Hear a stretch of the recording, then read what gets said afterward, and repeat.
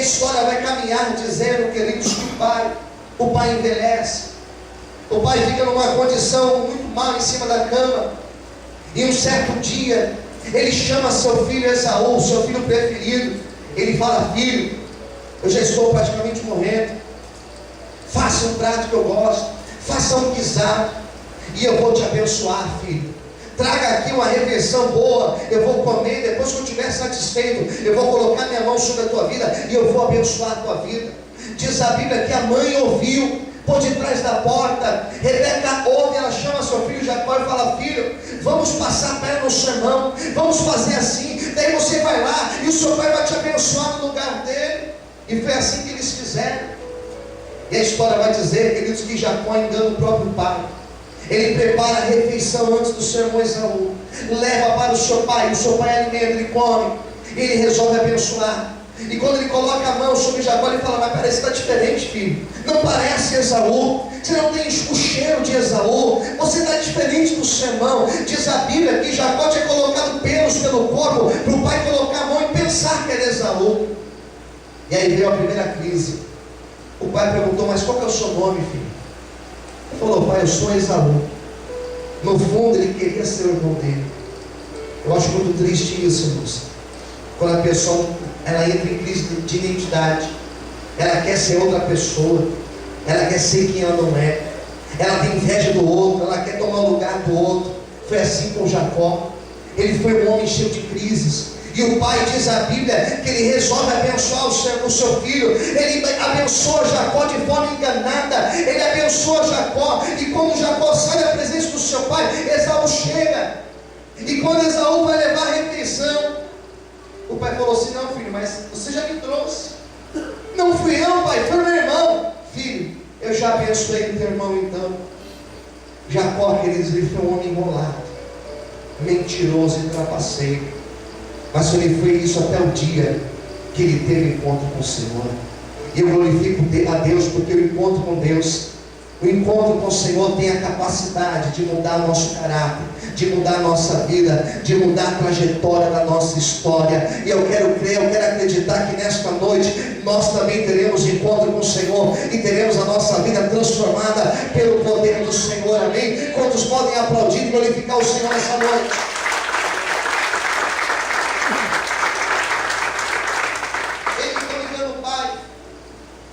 Ele recebe a bênção no lugar do sermão. Ele teve que fugir de casa, porque o sermão agora queria matar. E nós temos aquela passagem muito maravilhosa, no capítulo 28 do Gênesis, quando Jacó, ele foge.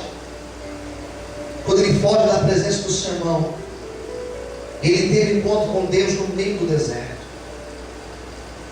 Quando eu começo a ler essa história, eu entendo uma grande verdade aqui nesse texto, de caminhar pelo deserto. Guarde isso. Caminhar pelo deserto é caminhar sozinho, mas no deserto teremos um verdadeiro encontro com Deus. No deserto nós ficamos sozinhos. No deserto nós fugimos da aparência das pessoas, mas no deserto Deus nos proporciona grandes encontros com Ele. E eu poderia nessa noite dar nome ao deserto. Eu poderia deixar essa mensagem mais rasa, mais simples de você entender. Deserto hoje em dia, quando eu me refiro a deserto, eu não estou me referindo àquele deserto que a gente assiste na televisão, aquele lugar com um monte de areia, onde não tem nada. Não é esse deserto que eu estou me referindo. O deserto hoje ele tem um outro nome. O deserto hoje ele pode representar um leito de hospital. E eu já ouvi pessoas dizendo: pastor, eu estou nesse leito aqui, mas Deus, Ele está trabalhando na minha vida. Ontem, por exemplo, eu fui fazer uma visita no hospital, e o irmão que eu fui lá orar por ele me disse isso: pastor, Deus tem algum propósito comigo aqui no leito desse hospital. Eu glorifico a Deus, irmãos, porque eu conheço pessoas que subiram no leito, foram internados, passaram por um vale, passaram pelo deserto da enfermidade, e quando antes de passar pela enfermidade, eram pessoas arrogantes, eram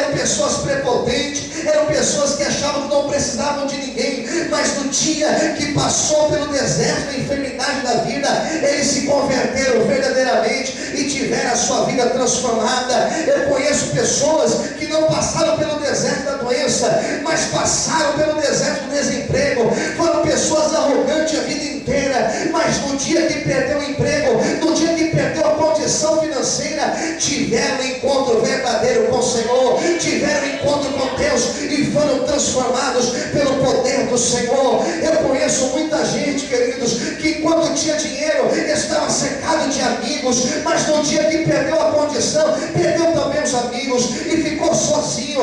E essa solidão foi o deserto onde teve encontro com Deus. Não adianta, a pessoa pode bater no peito e dizer: eu não preciso de Deus, eu não preciso de ninguém. Só que no dia que ela estiver no deserto, no dia que ela estiver sozinha no deserto, ela vai olhar para um lado e para o outro e ela vai dizer: Deus, onde o Senhor está, Deus, me ajuda, me socorra, Senhor. E será nesse momento que ela terá um encontro verdadeiro com o Senhor. Pode ser que você está orando por alguém que é arrogante, pode ser que você está orando por alguém que é prepotente. Deixa Deus passar essa pessoa no deserto, deixa Deus provar essa pessoa, porque depois que Deus passar no deserto, terá um encontro verdadeiro com o Senhor. Daí a história vai mudar, querido. Quantos podem adorar o Senhor e glorificar Deus nessa noite, em nome de Jesus?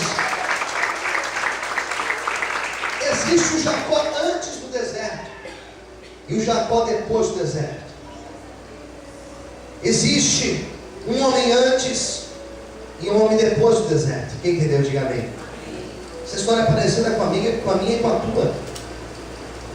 Quem era você antes de passar pelo deserto? Quem era eu antes de passar pelo deserto? Jacó era um homem enganador, trapaceiro, mentiroso, até o dia que ele caiu no deserto. E no dia que ele saiu do deserto, ele saiu de lá um homem transformado por Deus. Diga para quem está ao seu lado: Deus transforma a pessoa totalmente quando ela passa pelo deserto. Amém, queridos? E foi assim com Jacó. Ele passa pelo deserto, e essa passagem dele pelo deserto, representa os 40 anos que Israel ficou também no deserto, lá no livro do Êxodo. Esse deserto representa as provações que nós passamos na vida. E eu glorifico a Deus porque o deserto não deixa ninguém pior, queridos. A luta não deixa ninguém pior, pelo contrário. Nós saímos do deserto, nós saímos da luta pessoas melhores. Os grandes homens de Deus que foram provados, que passaram pelos desertos, não ficaram pessoas piores, mas ao contrário disso, saíram dessa situação, saíram do leito, saíram da provação, pessoas mais humanas, pessoas melhores. Jacó passa pelo deserto, e foi justamente no deserto que ele viu a glória de Deus. Capítulo 28 do Gênesis, pega a sua Bíblia. Diz a palavra do Senhor que Deus fala com ele no deserto. A palavra de Deus no capítulo 28 diz a Bíblia que Deus falou com ele, versículo 13: eu sou o Senhor Deus de Abraão, teu pai, e Deus de Isaac. Essa terra onde você está deitado eu vou dar a ti e a tua descendência. A tua semente ela será como o pó da terra, estender-se-á do ocidente, ao oriente, do norte, ao sul.